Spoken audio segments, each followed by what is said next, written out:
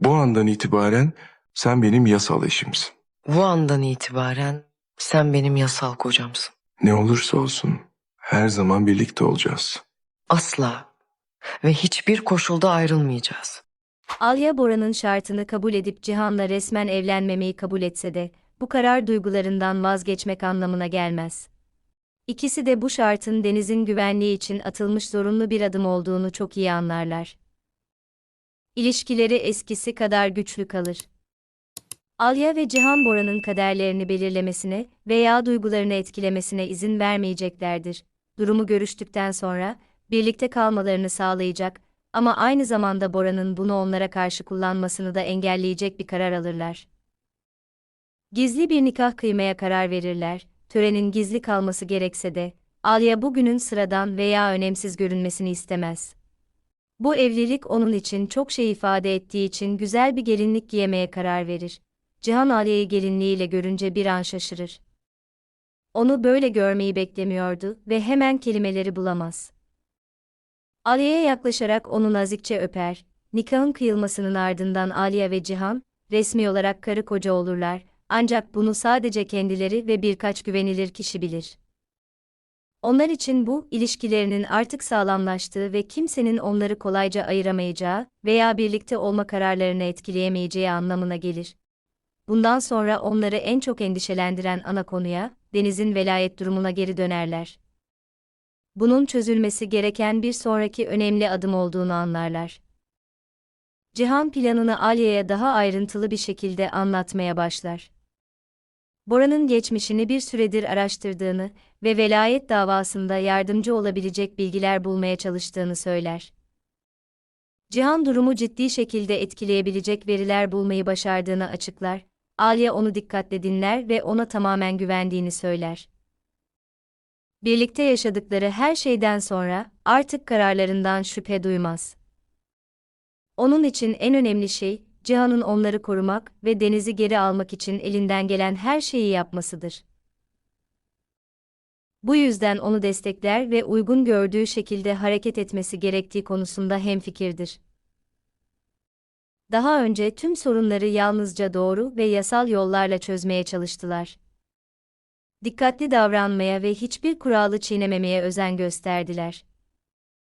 Ancak olaylar Bora'nın hiçbir ilkeye bağlı kalmadığını ve hedefine ulaşmak için her türlü yöntemi kullanmaya hazır olduğunu gösterdi.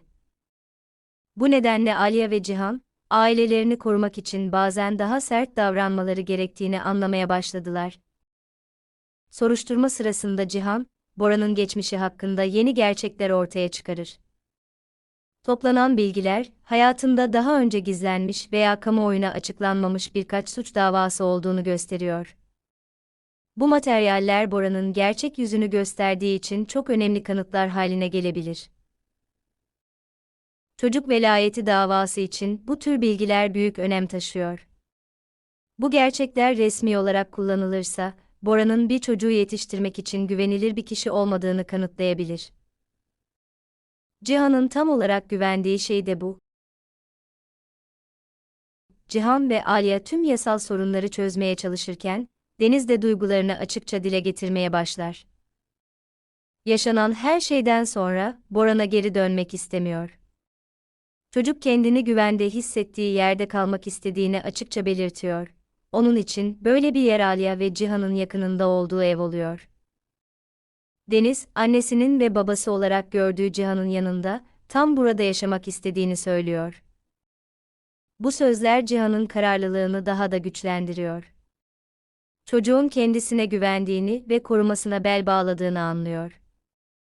Bu yüzden Cihan, Deniz'e ailelerini kimsenin ayırmaması ve onu onlardan uzaklaştırmaması için elinden gelen her şeyi yapacağına dair güvence veriyor. Cihan ve Alya Deniz'in velayet davasında atılacak sonraki adımları görüştükten sonra, Cihan bu davada onlara yardımcı olabilecek her türlü bilgiyi aramaya devam eder. Boran'ı geri adım atmaya zorlamak için, hukuki durumu etkileyebilecek ciddi kanıtlara ihtiyaç duyulduğunu anlar. Bu nedenle Cihan, evde bırakılan belgeleri ve evrakları dikkatlice incelemeye başlar. Bu arama sırasında birçok eski evrak ve belgenin saklandığı vurgunun odasına girer. Bunları ayıklarken Cihan daha önce kimsenin fazla bakmadığı birkaç klasöre dikkat çeker. İlk başta bunlar sıradan arşiv kayıtları gibi görünse de, detaylı bir inceleme sırasında büyük önem taşıyabilecek materyaller bulur. Bu belgeler Bora'nın geçmişteki faaliyetleriyle ilgili bilgiler içerir. İlk başta bunlar sadece bireysel bahsetmeler ve veri parçalarıdır. Ancak Cihan için bu belgelerin arkasında çok daha fazlasının gizli olabileceğini anlamak için yeterlidir. Bulduğu materyalleri daha fazla araştırma için temel olarak kullanmaya başlar. Cihan yavaş yavaş daha önce gizli olan yeni bilgiler keşfeder. Bilgilerin doğrulanması sürecinde, Bora'nın geçmişte suç faaliyetleriyle ilgili ciddi sorunlar yaşadığı ortaya çıkıyor. Bu vakaların bazıları o dönemde geniş yankı uyandırmadığı için neredeyse kimse bunlardan haberdar değildi. Daha sonraki soruşturmada Cihan daha da tehlikeli detaylar öğreniyor.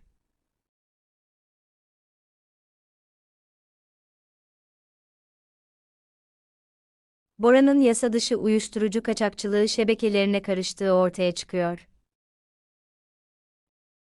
Ayrıca Bulgar mafyası ile olan çatışmasına dair bilgiler de ortaya çıkıyor.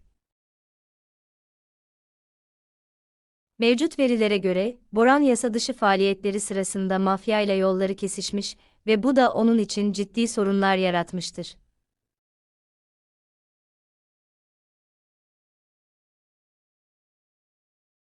Olaylar büyük baskı altında bile Aliye ve Cihan'ın birbirlerinden vazgeçmediklerini ve dış koşulların ilişkilerini yıkmasına izin vermediklerini gösteriyor.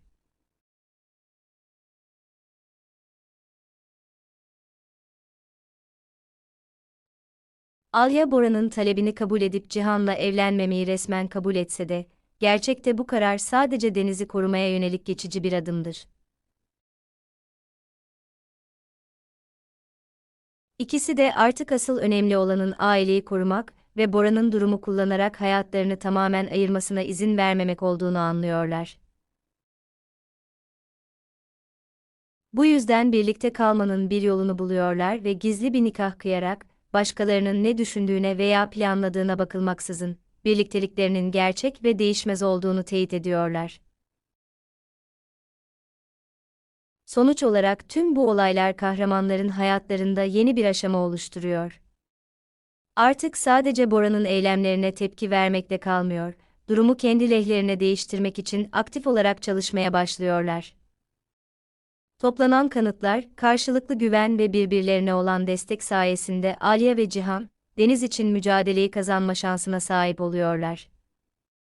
Onların temel amacı aynı kalıyor: çocuklarını korumak, ailelerini muhafaza etmek ve sürekli kayıp korkusu olmadan birlikte yaşayabilecekleri bir gelecek yaratmak.